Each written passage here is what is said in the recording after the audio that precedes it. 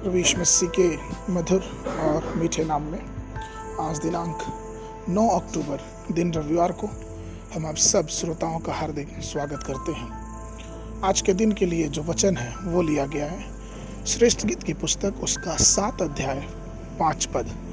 वचन इस प्रकार से कहता है, तेरा सिर तुझ पर करमेल के समान शोभायमान है और तेरे सर की लटे अर्गवानी रंग के वस्त्र के तुल है। राजा उन लटाओं में बधुआ हो गया है। प्रभु में प्रिय लोगों, इज़राइल की भूमि के सामरिया में एक लंबी पर्वत श्रृंखला है जिसे सामरिया पर्वत श्रृंखला कहा जाता है। इस पर्वतीय क्षेत्र में प्रचुर मात्रा में फलों के साथ कई हरे भरे बाग हैं और कई गुफाएं भी हैं और यह पूरे साल एक सुखद तापमान के साथ एक पहाड़ी रिसोर्ट के रूप में बना रहता है। आपको बता दें कि करमेल शब्द का अर्थ बाग होता है। यह करमेल पर्वत पे था जहाँ पे एलिया और एलिशा जैसे शक्तिशाली भविष्यवक्ता रहते थे। उस पहाड़ की चोटी पर भविष्यवक्ताओं के बच्चों के लिए एक विद्यालय भी बनाया गया था।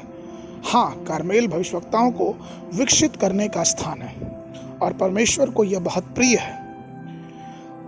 राजा आहाब के दिनों में जब उसकी पत्नी इजाबेल के द्वारा मूर्ति पूजा का प्रसार तेजी से हुआ, जो बात यहोवा सहन नहीं कर सका, इसलिए उसने एलिया को अपनी सामर्थ से भर दिया कि उठकर बाल के सभी भविष्यवक्ताओं को नाश करे। तब एलिया बहुत उत्साह से उठा और उस कार्य को करता गया जो यहोवा ने उससे करने के लिए कहा था। यदि आप यहोवा के लिए उठेंगे तो परमेश्वर यहोवा करमेल पर्वत पे अपनी महिमा आपको दिखाएगा। करमेल आत्मा के उपहार और आत्मा के फल का पूर्वाभास है। हम इन दोनों को पवित्र आत्मा से प्राप्त करते हैं। कुछ ऐसे हैं जो आत्मा के उपहार पाने के लिए महीनों महीनों उपवास करते हैं और उन्हें परमेश्वर का आत्मा अपनी सामर्थ्य से भरता भी है। आत्मा के वरदान आपकी सेवकाई को बदल देते हैं, जबकि आत्मा के फल आपके व्यक्तिगत जीवन को बदलते हैं, जिसका विवरण हम गलतियों की पुस्तक उसका 5:22 से 23 तक पाते हैं। हम प्रभु यीशु मसीह में और भी मजबूत हो जाएंगे जब हम करमेल पर्वत पे अपने आप को परमेश्वर की सामर्थ से भरने की कोशिश करेंगे।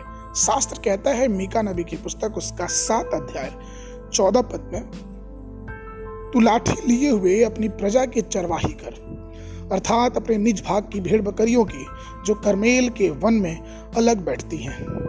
वे पूर्व काल की नाई बशान और गिलाद में चरा करें।